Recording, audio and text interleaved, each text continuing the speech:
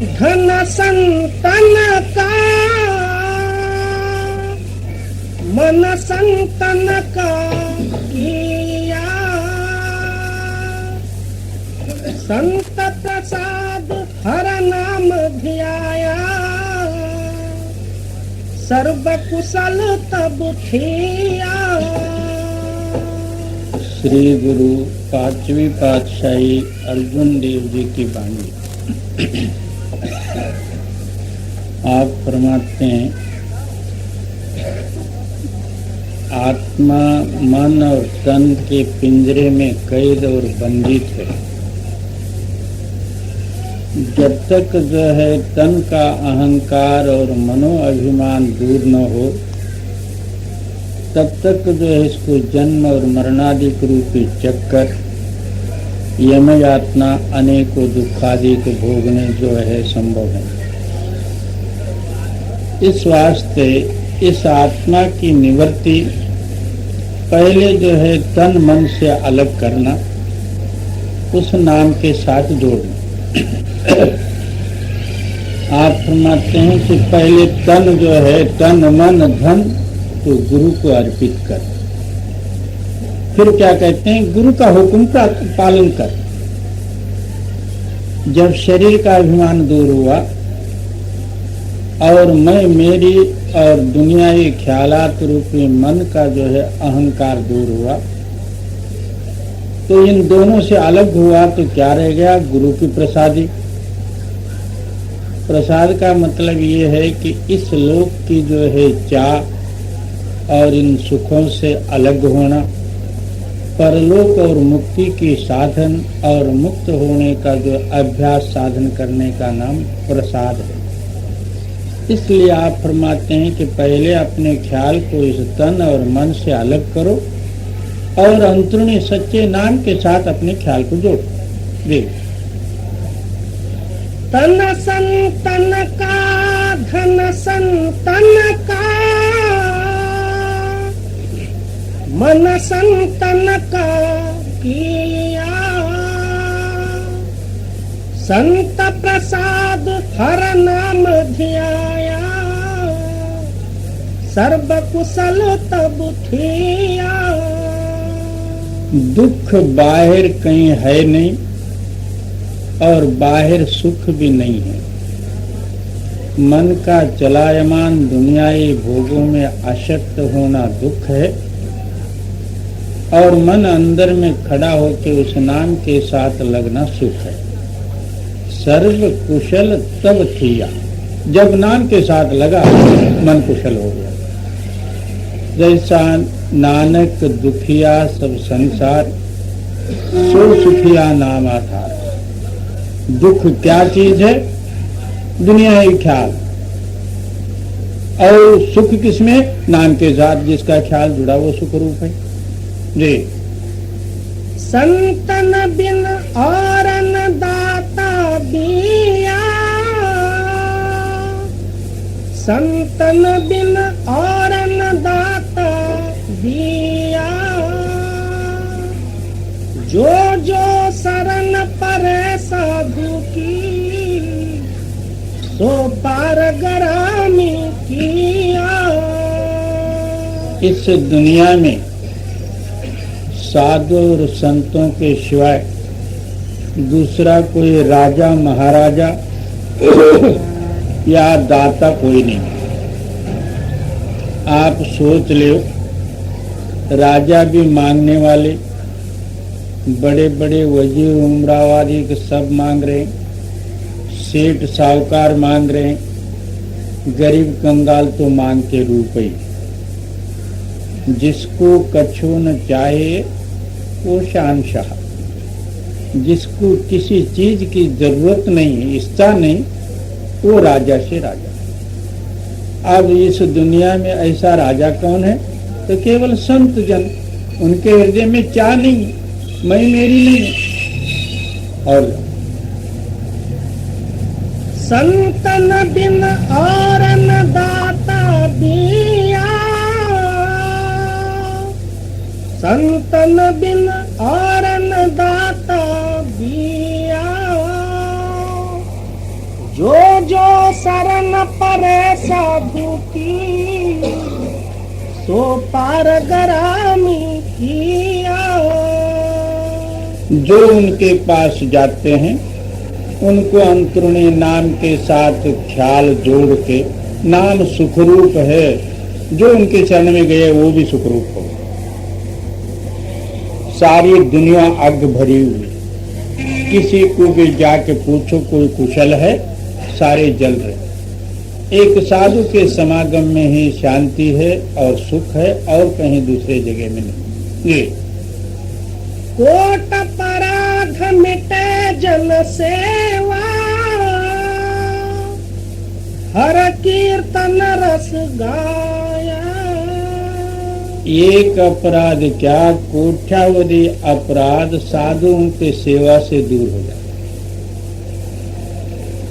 और सारे पाप दूर होके वो सुखरूप रूपी मालिक के नाम के साथ इसका मिलाप हो जाए।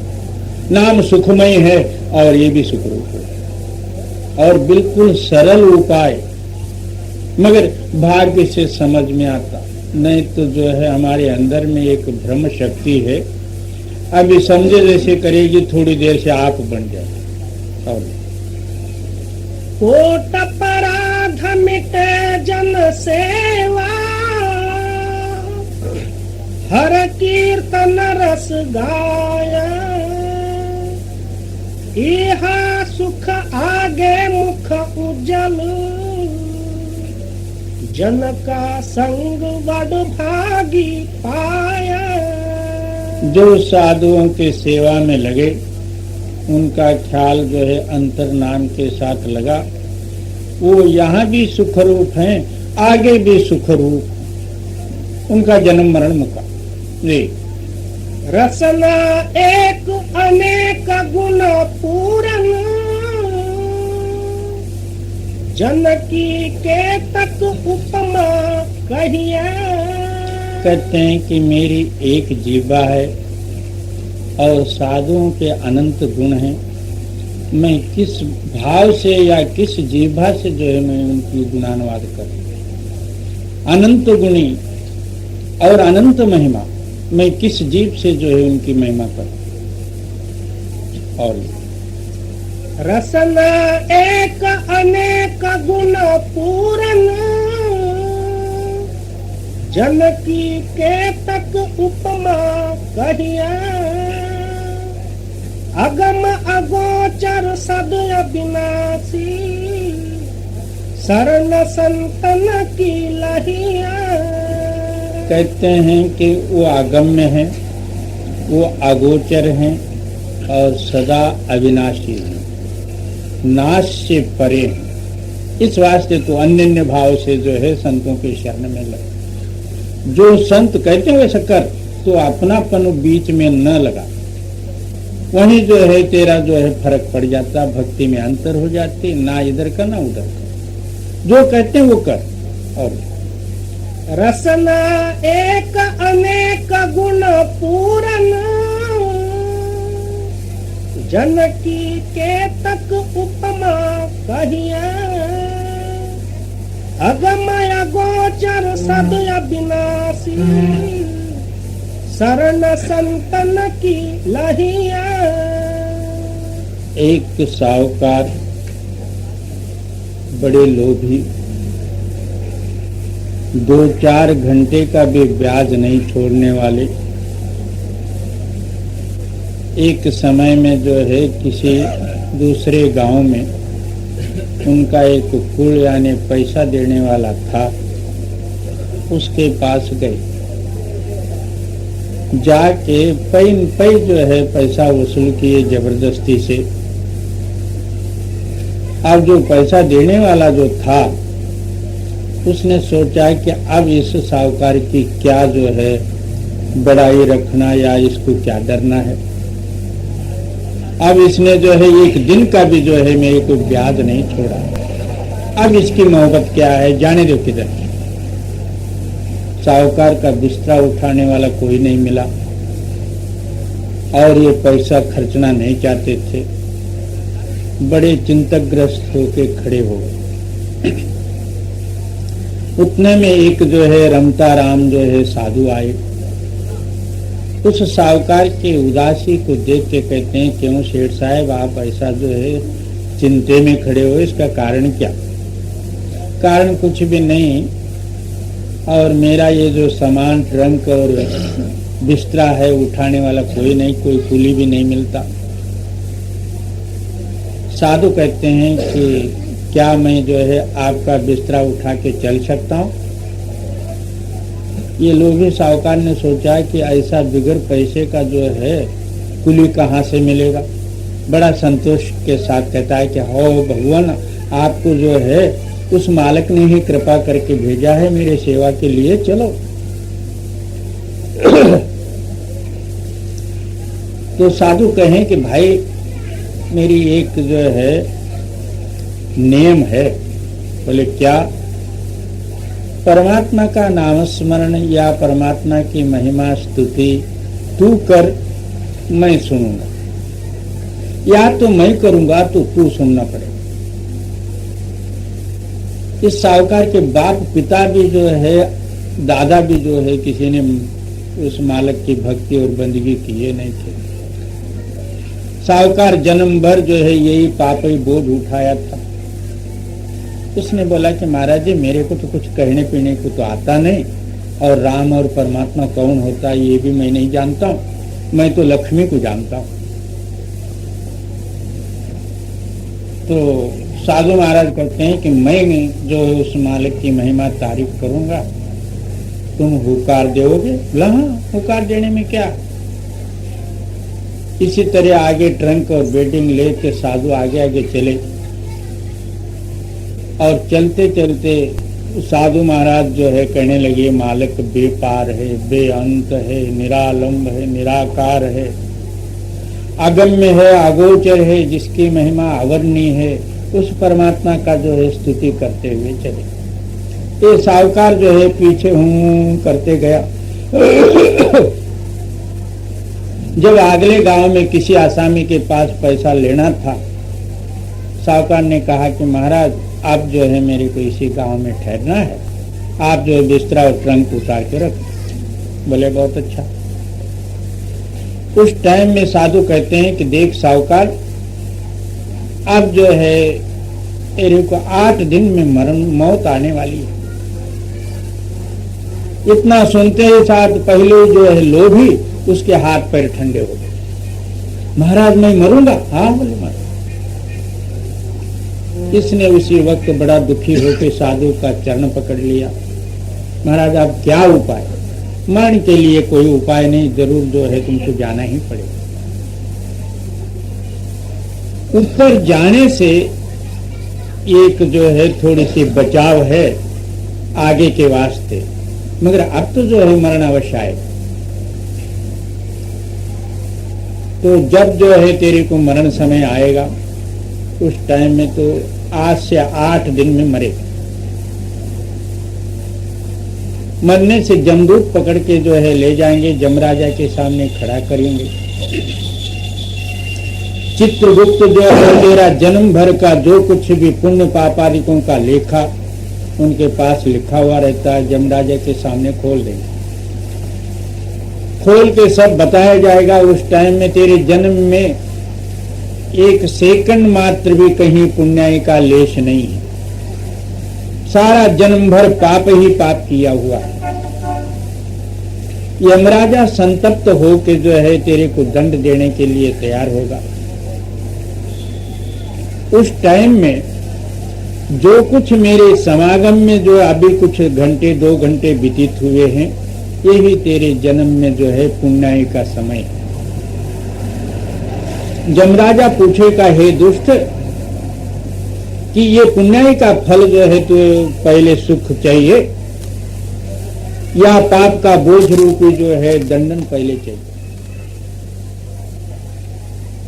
तू उनको कह दे महाराज मैं कब जो है वो पुण्याई का फल भोगने के लिए आना होगा या नहीं होगा।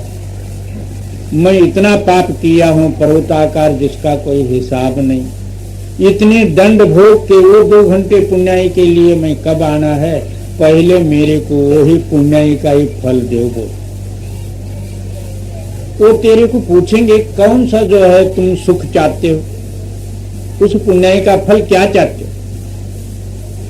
तुम बोलो जिस साधु के समागम में मेरे को ये 2 घंटे के पुण्य फल मिले हैं, उसी साधु के पास ले जाके छोड़ दो। उसी तरह जो है साधु महाराज ऊपर ब्रह्म स्थान में थे, उसको ले जाके जो है बाहर से ढकेल दिए, जाओ तुम अंदर, तो जमदूत जा नहीं सकते थे। जब वहां पहुंचा साधु कहे कि बैठ जाओ तुम, उधर देखो ही ना।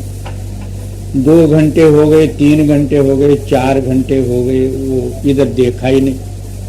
जमदूत बाहर खड़े होके चिल्लाने लगे, दमदाटे देने लगे, सब कुछ किए।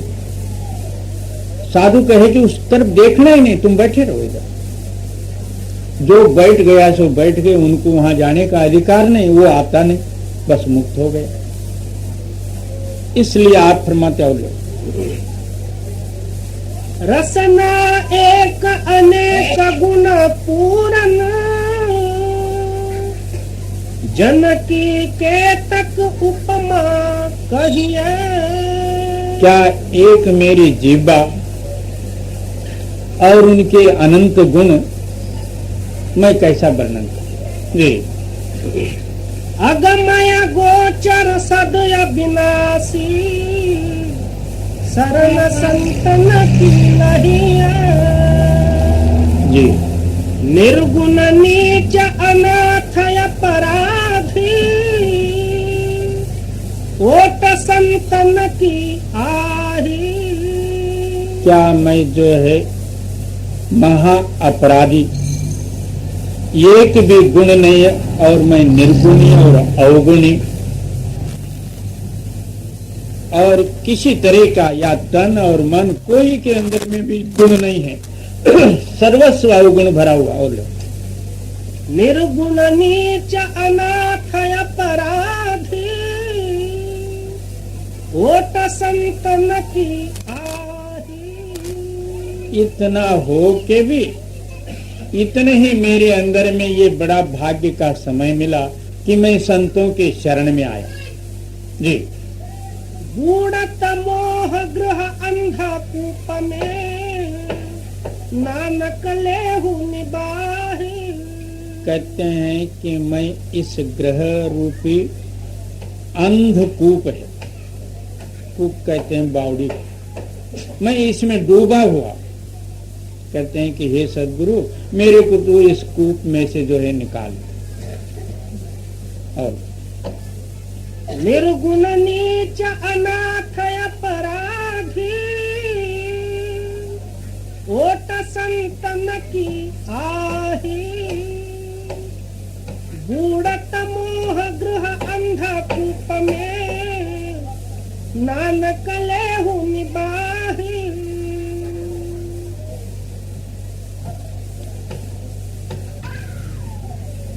चेतावनी भाग दूसरा, शब्द 9। तजो मन यह दुख सुख का धाम, लगो तुम चढ़ कर अब सतनाम। परम संत सदगुरु हजूर स्वामी जी महाराज जी की वाणी। ये दुनिया कैसे बनी है? तो सुख और दुखों से। हर एक के हृदय में सुख दुखादिकों के तरंग उठाई करते हैं आहो रात्र। आपका हृदय एक सेकंड मात्र भी कदापि स्थिर नहीं रहता। कभी सुख की चाह, कभी दुख का शोक और चिंता, कभी कुछ हर्ष तो कभी जो है विस्मात, कभी आश्चर्य, कभी कुछ तो कभी कुछ। सारी दुनिया को आप टटोल के देखो, क्या पशु, क्या पंछी, क्या यक्ष, गंधर्व, देवी देवते, मनुष्य, सारों को जो है देखो तो सबके हृदय में ये सुख दुखादिकों के तरंग उठते ही हैं। तो इसलिए आप फरमाते हैं कि इन दुखों से निवृत्ति कैसा? इस दुख का मूल वो है जो आपका मन, इस शरीर के साथ संबंध रख के इस शरीर के सुख दुख आदि के रूपी भोगों का तरंग जो है अंदर बैठ के वो उठाता है। उस मन को नवद्वारों से खाली करके ऊपर आकाश में लिया और आकाश से परे या आकाश के ऊपर से जो आवाज आ रही है सत्य नाम जिसको कहते हैं, उसके साथ अपने ख्याल को जोड़ो, तब जो है ये सुख दुख आदि के दूर होंगे, नहीं तो और किसी तरीके से दूर होंगे नहीं। तजो मन यह दुख सुख का धाम, लगो तुम चढ़ कर अब सतनाम, दिनाचार तन संग बसेरा, फिर छूटे यह ग्राम। जिस शरीर के सुख और वैभव और बड़ाई के लिए आप इस शरीर को अपना बना के इसको सुख देने में प्रयत्न कर रहे हो, ये शरीर 4 दिन का है। अभी जो है श्वास अंदर हृदय क्रिया बंद हो गई, बस इसका और आपका नाता टूट गया। जब शरीर से नाता टूटता है तो सारी दुनिया से टूट जाए। आप कौन थे और कहाँ गए इसका कोई हिसाब नहीं रहेगा। एक श्वास जब तक है तब तक आप कुछ भी बनो, बड़े बनो छोटे बनो, कुछ भी बन जाओ। श्वास बंद हुआ मिट्टी का मिट्टी। इस वास्ते आप फरमाते हैं कि 4 दिन का जो है तुम्हारा और इस शरीर का संबंध है और एक दिन जो है ये शरीर छूटने वाला है। और दिनाचार तन संग बसेरा, फिर छूटे यह ग्राम, धनदारा सुतनाती कहियन, यह नहीं आवे काम। जिस शरीर को हम अहोरात्र पालन पोषण करते हैं इसको ही त्यागना पड़ता है, तो इसके संबंधी धन और दारा, स्त्री और पुरुष और पुत्र कौन किसके, वो आप पहले आते समय में इन सारों को इकट्ठा लेके नहीं आए और जाते समय में भी जो है ये एक भी आपके साथ चलेंगे नहीं। वो किधर गए और आप किधर गए इसका कोई हिसाब नहीं पता है। जैसा एक आदमी रेल में आज गया, उस डब्बे में जो है बहुत से लोग और भी बैठे हुए थे, उनके साथ बातचीत वगैरह हो गई, मैत्री भी हो गई। आगे जाके उन्होंने अपना स्टेशन पर उतरा, इन्होंने अपने स्टेशन पर उतर के चल गए। दूसरे दिन उसी रेल में जाओ तो और दूसरे मिलेंगे। इसी तरह जो है इस समय में आपके भाई बंधु कुटुंब कबीला माता पिता आदि अब कुछ और हैं। दूसरे जन्म में जाओ तो वहां कुछ माता पिता आदि भाई बंधु कुटुंब कबीला और ही रहेगा। जिस जोनी में जाओ उस जोनी में जो है दूसरे ही मिलेंगे, ये नहीं मिलेंगे। इस वास्ते आप फरमाते हैं कि ये सारे बंधन और आपको जो है फंसाने के लिए उस काल भगवान ने ये सामान रच कर रखी हुई है, तो इससे अलहदा हो। इन सारों का संबंध एक मोह है। इस मोह को छोड़ दो तो तुम उसके नहीं, वो तुम्हारे नहीं। जी श्वास दुधारा नित ही जारी, एक दिन खाली चाम। इस शरीर में से 2 विधि या क्रिया से जो है श्वास खाली होते हैं। एक श्वास अंदर जाना, एक अंदर से बाहर निकलना। इस तरह नित्य प्रति 24 घंटों में 21,600 श्वास इस शरीर से खाली होते हैं और एक भी श्वास हमारे फायदे का नहीं है। सवेरे उठते साथ कोई खाना पीना बाथरूम में गया, फिर पीछे से चाय पिया, फलाना ये किया वो किया, चलो काम पर गए। वहां काम पर जाते सारे श्वास उसी काम में लगाए, और घर को आया तो फिर खाना पीना, ऐसा आराम, सोना, फिर श्वास खाली फोकट गई। 21,600 श्वास गए एक दिन में। कबीर साहब जी वर्णन करते हैं, कहता हूँ कहा जाता हूँ, कहा बजाऊं ढोल, श्वासा खाली जात है 3 लोक का मोल। एक एक श्वास जब 3 लोक कीमत के हैं, ऐसे श्वास जो है 21,600 श्वास जो है निरर्थक जाते हैं। इससे जो है हमारी नुकसानी क्या होना चाहिए? शंकराचार्य जी कहते हैं, क्या आयु क्षणमात्रं न लभ्यते हेम कोठिव्यक्वापि तच्छन गच्छति सर्वं नृषा तथक्कादिका हानि। क्या कोट्यावधि मोहर एक श्वास के लिए, क्षण मात्र के लिए दिया जाए तो भी उसका कीमत नहीं होता, तो ऐसा आयुष्य जो है काम में, धंधे में, काम क्रोध आदि के दुर्गुणों में, बुरे चिंतन में, दूसरे की निंदा चुगली में, खाने पीने में, ऐसो आराम में खराब है। इसने एक श्वास भी मालिक के वास्ते नहीं लगाया, तो फिर इसकी कुशलता कहाँ? और श्वास दुधारा निताहि जारी, एक दिन खाली चाम, मशक समान जाना यहाँ देही, बहती आठों जाम। ये शरीर एक पानी से भरा हुआ चमड़े का मशक समझो, जो भिश्ती लोग कंबर पर लेके पानी डालते। जब पानी भरा हुआ रहता बड़ा अच्छा नजर आता है, जब वो मशक में से पानी निकलते हैं तो वो चमड़ा पड़ा हुआ। इसी तरह जब तक इसके अंदर में श्वास है, जवानी अवस्था है, तब तक ये दिखने में बड़ा सुंदर और चमकीला दिखेगा।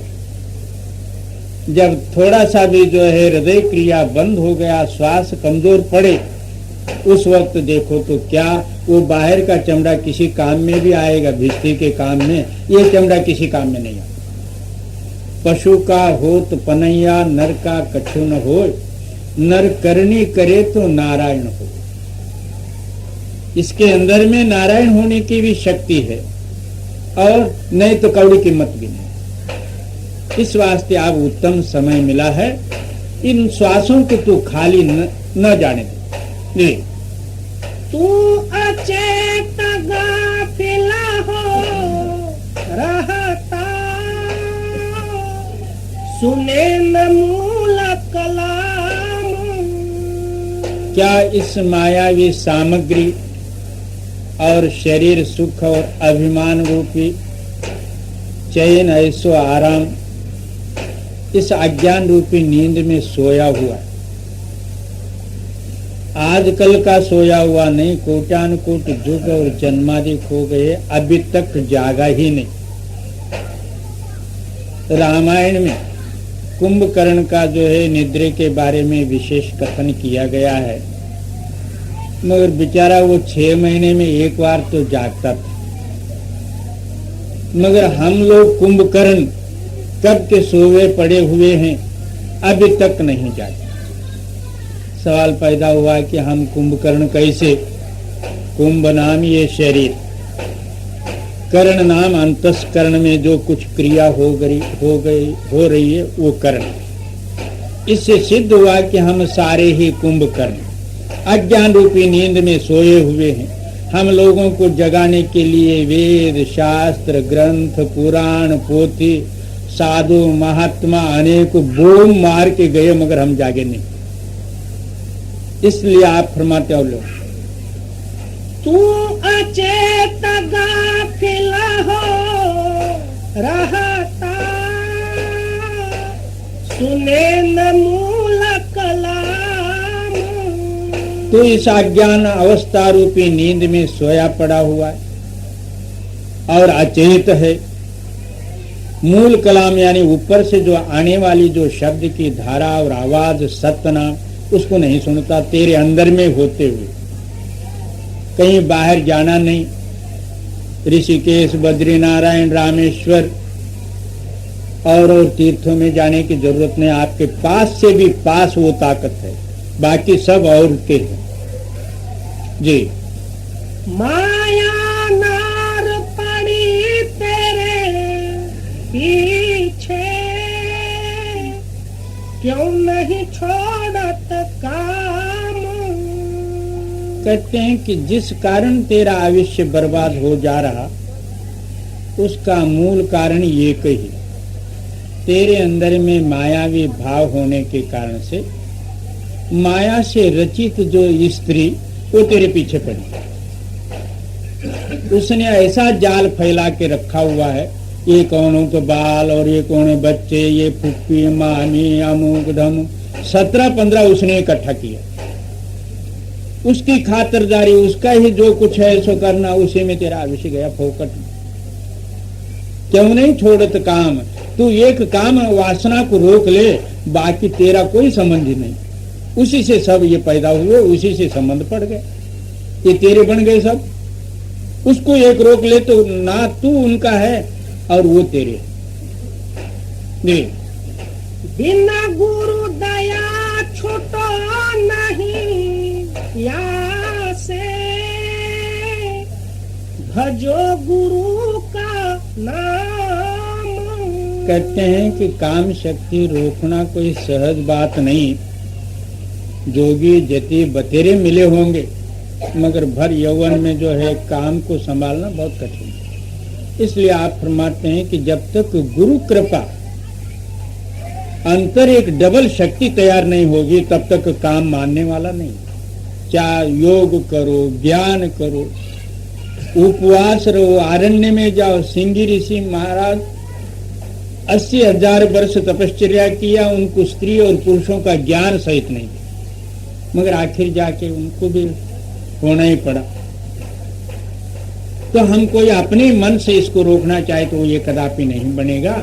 इसलिए गुरु कृपा रूपी जो है ताकत अंतर प्रकट कर लो, उनके शक्ति द्वारा इसको वशीभूत कर लो, तब तक ये नहीं मानेगा। और बिना गुरु दया छूटो नहीं या से, भजो गुरु का नाम। तू सिर्फ गुरु गुरु ही कर ले तो भी तर जाएगा। और नाम पीम तो जो है गुरु ने दिया हुआ है, पहले तो हमको गुरु की जरूरत। वो कहे कि सदगुरु कहे कि ईंट पत्थर जप, तो कोई अर्जा नहीं जपना चाहिए। वहां मेरे को सतनाम क्यों नहीं मिला, पंच शब्द का उपदेश क्यों नहीं मिला, ये सवाल नहीं। वो जो कहते हैं वो ठीक है। एक समय में मैं पंजाब से आते समय में एक आगरे के सत्संगी मिले, दयाल बाग, बड़े बूढ़े जय। मैं उनसे पूछा क्यों जी दयाल बाग में जो है राधा स्वामी नाम ही देते हैं, पंच शब्द का वहां उपदेश नहीं है। वो झट क्या कहते हैं, हमको क्या करना है, पंच शब्द और 10 शब्द। जो गुरु कहते हैं वो ठीक है, हमको क्या मालूम है कि राधा स्वामी क्या होते हैं, पंच शब्द क्या होते हैं। तो जो गुरु कहते हैं वो ठीक है। इस तरह तू जो है गुरु वाक्य प्रतिपालन कर, उस गुरु पावर को अपने अंदर में प्रकट कर, तब जो है तेरे शारीरिक और मानसिक दुर्गुण दूर होंगे, नहीं तो दूसरा कोई उपाय नहीं जी। गुरु का ध्यान धरो हृदय में, मन को राखो थाम। अब गुरु प्रसन्नता की विधि बताते हैं, गुरु की दया कैसी होती है। स्वामी जी महाराज जी का जो सिद्धांत और कथन, उसके अंदर में कहीं एक तिल मात्र भी शंका नहीं है। कहते हैं कि आप गुरु की कृपा कैसे, कहते हैं कि हृदय के अंदर में गुरु को बिठा दो, तो उनके साथ अपने ख्याल और मन को जोड़ दो। मन ऐसा होवे गुरु आप छोड़ गुरु माए समाए, क्या आप न रहे गुरु ही गुरु रहे, तब वो गुरु ताकत आपके अंदर में प्रकट हो जाएगी। उसके बल से आप जगत तर जाओ जी।